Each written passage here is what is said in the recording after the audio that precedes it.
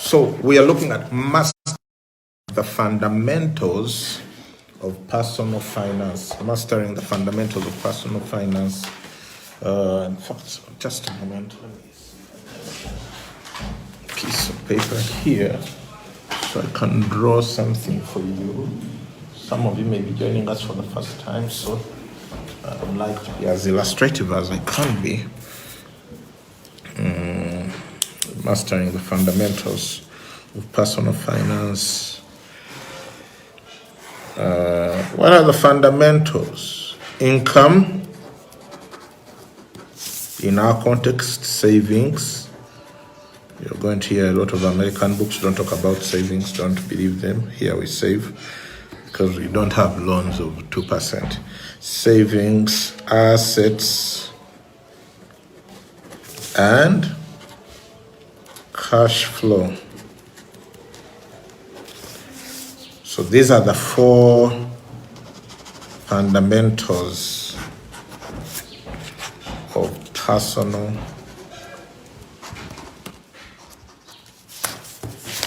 finance. Here we go again. I believe that my handwriting is very readable. Oh, it's the other way around. Okay, you have to be able to read Arabic, like right to left. Oh, Lord have mercy. Because I failed to find a way of turning around my screen.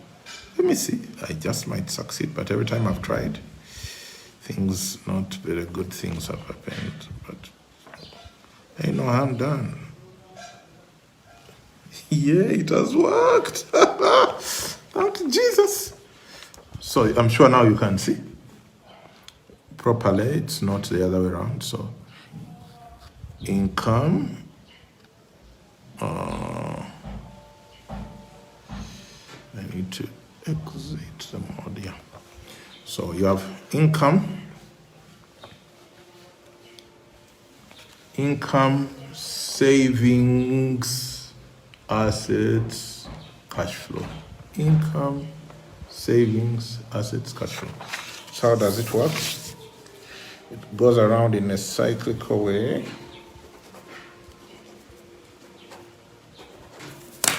Okay, so your income, you save some of your income, and then out of your savings you buy assets, and then from the assets you create cash flow. And now your cash flow, sorry, I'm trying to get used to the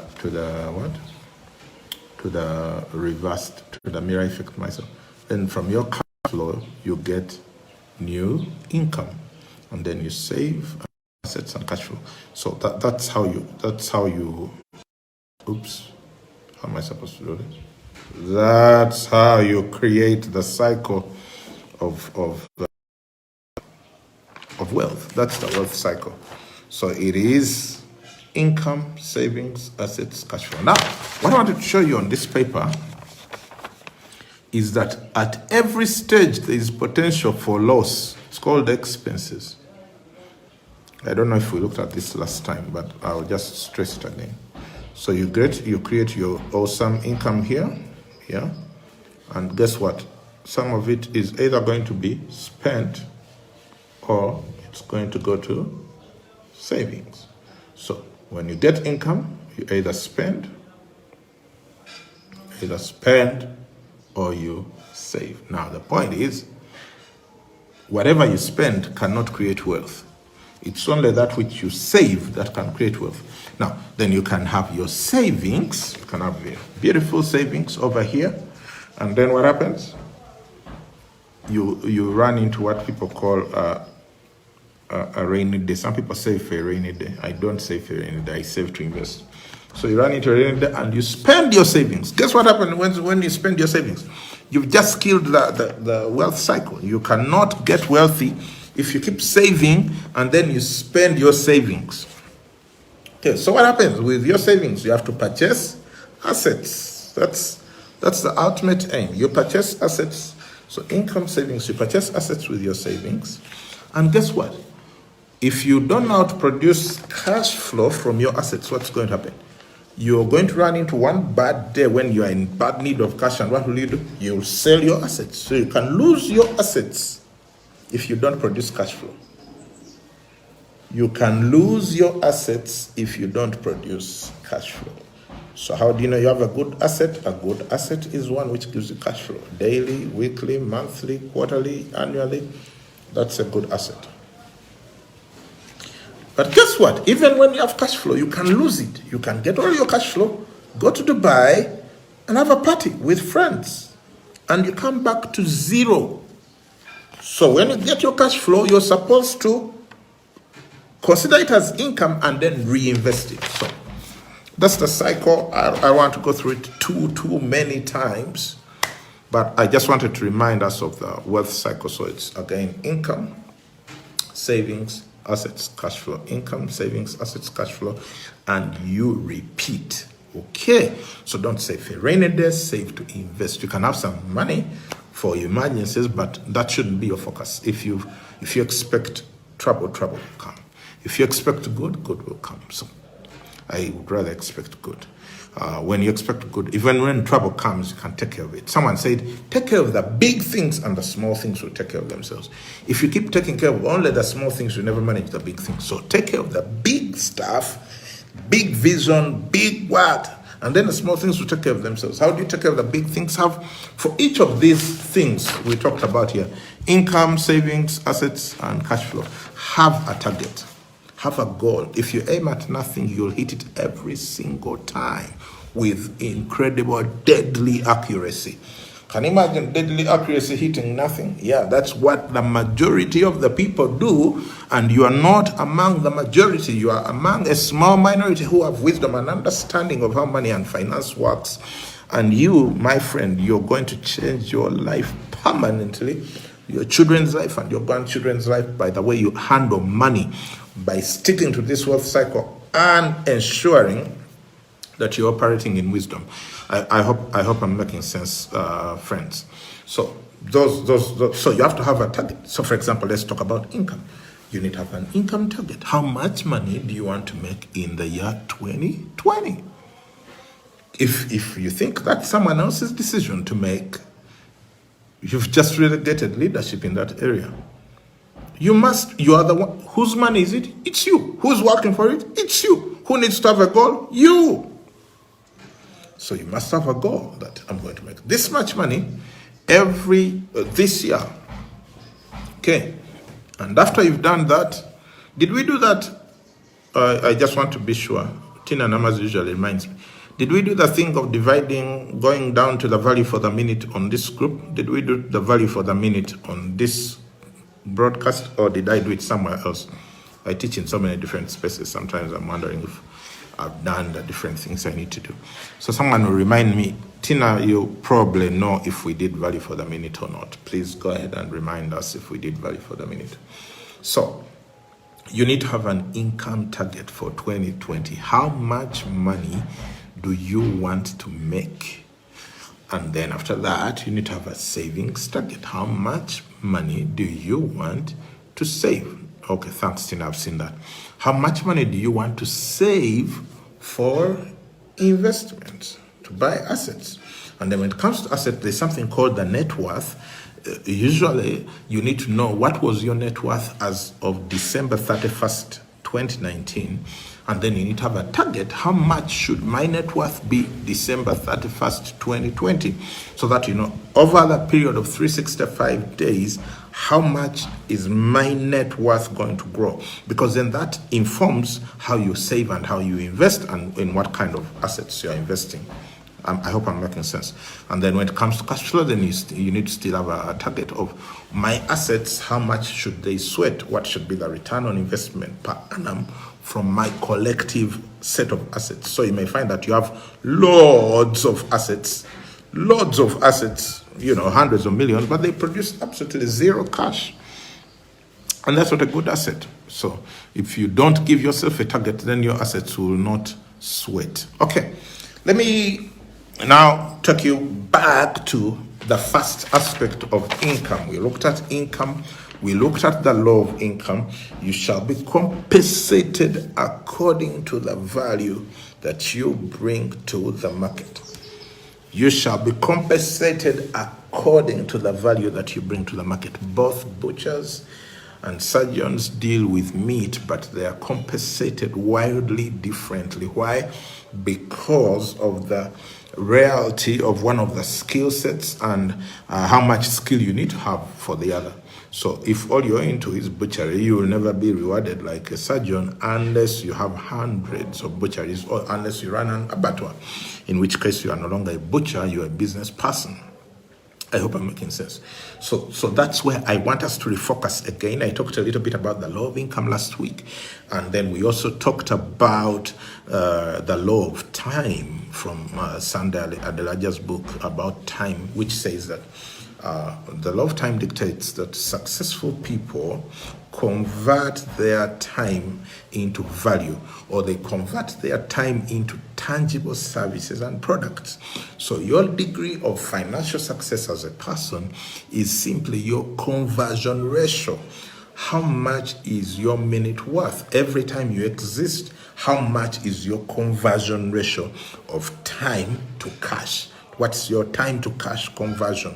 So that's what determines your financial success. If you don't have that concept, and for you just show up at work, sign in, sit around, take tea, read the newspapers, be on social media, etc., then you have no concept of the law of time and the law of income, which states you shall be compensated according to the value you bring to the market. So in his book, Secrets of the Millionaire Mind, T. Harv Eker says that poor people are compensated for their time, whereas rich people are compensated for their value. So those who are compensated for their time, you're paid to show up. As long as you showed up, you signed in, you thumbed in, you sit in the office, it doesn't matter whether the company is making losses, whether they are pushing boundaries or they are creating new innovations, you shall be paid your check. Now, that's for poor people. Rich people are compensated for value. It's not about the time you spend there. It's about the value that you bring to the situation. So you may find that people who understand these concepts, they don't go to work every day at 5 and leave at 11. No. They will show up, do something there for 5 minutes, then they are paid the same amount you are paid to work for 6 months. And they've just done it for 5 minutes. Why? The value they bring determines what they are paid, not how much they show up. So you need to completely get rid of that mentality of showing up. The show up mentality has to die out of your life if you are going to become wealthy. Okay, so a certain gentleman, there was a factory. This is a story. There was a factory somewhere, the production was going on well, and then the factory ceased to work. Production ceased. Something was not working well. So they call in this mechanical engineer to come and resolve the problem. Okay, so the guy came in and he had his hammer, and he just went to one area and knocked there twice. Tink, tink, and the factory, whatever, came back to life. And then he sent a bill for his work, you know. I think he sent a bill of like $2,000 or $3,000. So the factory owner was infuriated. Like, this guy came in here for barely a minute and he's asking for $2,000 or $3,000. So he said, so he wrote back to him and said, I would like you to itemize this invoice. Have you heard of itemization? I would like you to itemize this invoice because I can't believe what you're being. So he itemized the invoice and he said, for knocking the hammer on the equipment, $10. Okay, and for knowing where to knock, $2,990. How about that? By the way, give me that blue button or the red one if you're there, so I know I'm not all by myself. Yeah. So that was the thing. Yeah. And anyone can knock. Knowing where to knock, that's the thing. So I keep telling people, we all can do heart surgery. You know, we can remove your heart. Removing is not the problem. The issue is, can we put it back and it works? Yeah, because, you know, it would be gross, but if our life or the nation depended on it, we can remove it. The point is, can we put it back and it works? That's the issue.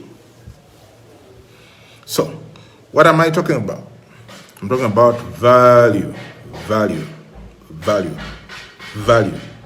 My brother, my sister, what value are you bringing to the market? Because I talked about this last week and it may seem like a repetition, but it's not. And here is because I'm going to take a certain emphasis, and let me take the emphasis right now since I have a few minutes left. So think about this. There's actually a law, the law of value. I heard this from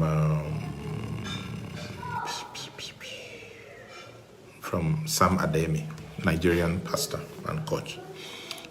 The law of value, which states that when value leaves you, value is going to come back to you. When value leaves you, value will come back to you. Now, I'm here to solve your problem of income, because many of you have been saying, okay, Mose, good talks, what? Yes, law of income, banange, nonya, income, let's go get it. Then you discover you can't drive, can't live on, etc. But then the mistake a lot of people make is, when it comes to money, making money, is to look for money. Never look for money. It's not sustainable. You will annoy your clients. They'll see you as a taker. You will just piss everyone off if you are out there to look for money. You do not get wealthy by looking for money. Some almost succeed, but it's not sustainable. How do you get wealthy? Don't be a taker. Don't perceive yourself as a taker, someone who wants to take someone's money. Be a giver. Be a giver. When I joined the John Maxwell team, that's one of the biggest lessons I learned in the John Maxwell team. We are givers. We give value. If you keep dispensing value everywhere you go, soon value will get back to you. It's the same principle in the book of Ecclesiastes about investment, when it says, cast your bread upon the waters, and after many days, it will return to you. Give a serving to many, to 6 to 7, for you do not know which way it will go. You don't know if it will rain and whether the storm will come and which side that will fall. So, my friend, I wish there was a way of just getting my heart and put it inside you on this matter, because I know this has been the problem for a lot of you. You hear us talk about all these financial things, and then you go out to be a taker, and it never works. And a few weeks, few months, a year down the road, you're as frustrated, you've lost your friends, everyone is annoyed with you. Why? Because you went out to get value instead of giving value. The way that God has created the world is that value comes to those who release value. Those who release value. When value leaves you, value is going to come back to you. That's the law of value. Again, I want to acknowledge that I heard it from Dr. Sam Ademi. Very powerful law. That changed my life. That will change your life. And today, that's where I want us to lean in these last few minutes. Value. When value leaves you, value is about to come back to you. Never cease to release value. Release value. Be a giver of value. What makes you successful is to be a giver of value. Release value. Don't be too fixated on making money. It will make you a mean, hard, unreliable person, because you instead of taking care of this client, you are trying to look for the other one. Because no, I'm not saying allow people to take you for granted, because especially in church, people like to take people for granted. Hey, I know, brother, hey, sister, it is for the Lord. What? You can't go to the market and order for pineapple, for tomatoes for free, or pineapples. But people just don't understand value, because people think that if it's not solid and quotable and seeable and what, it's not valuable. That's why people are willing to buy the bricks and the sand and whatever to build buildings. I'm an architect, so I know this, but they're not willing to pay for the designs. Why? Because the designs are not a physical thing. The designs is intrinsic value. But it's really wealthy people who understand value. The people who understand value and intrinsic value are the people who become wealthy. So for us Africans, we are fixated on physical things. Even when I teach people about investments, for them the first thing, it has to be the house or land. But if I ask you, we are on Facebook right now. What is Facebook? So just because you can't touch it and see it, you think it's less valuable than your 10 acres of land, wherever it is, or your farm or your cows. What is Facebook? What is Google? What's Amazon? So let's become people who understand, Africans. Let's become a people of wisdom and understanding. Value is not necessarily something you hold. So that's why people pay for food, but not for knowledge. Meaning they value their bodies over their minds. But, so that I'm not distracted, let me stick with the issue of value. The law of value. When value leaves you, value will come back to you. Now, sometimes it will not come back to you quickly.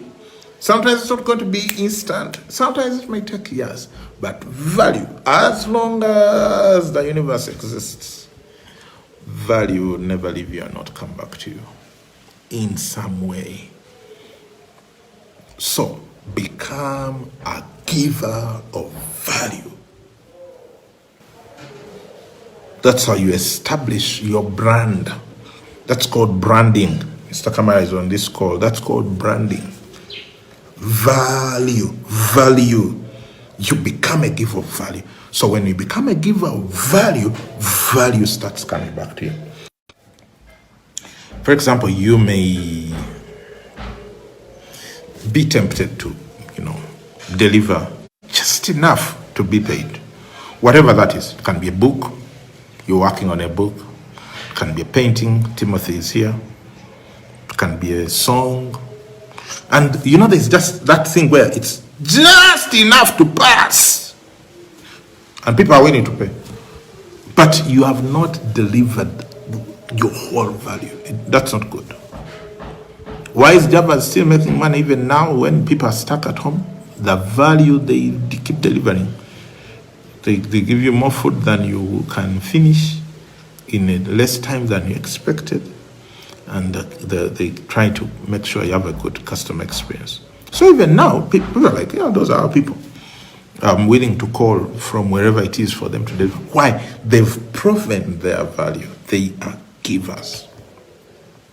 So business people, billionaires over here who are listening to me, focus on giving value. Don't focus on billing. Yes, you must bill. Don't mistake me to be saying that you don't take your worth when you're billing. But it shouldn't be your ultimate focus. Your ultimate focus should be to give people so much value that they feel like you've undercharged them. Because whatever value you keep with people when you've undercharged them, that value doesn't get lost. Look, there's a reason why we sell Straightforward Financial Growth at 30,000. I know that's a book that could sell for 100,000, 80,000, 70,000. But we set it at 30K. Why? We want to give people value. We want people to read that book and feel like, why is it only 30K? But some people, they are first-time writers. They've never written anything. They come out with a kali thin like this. It's not even well done. And then they just start saying 60K. You're like, Banang. That's the first time we are hearing from you. SFFG is my 7th book. I feel like let me tell you something about value.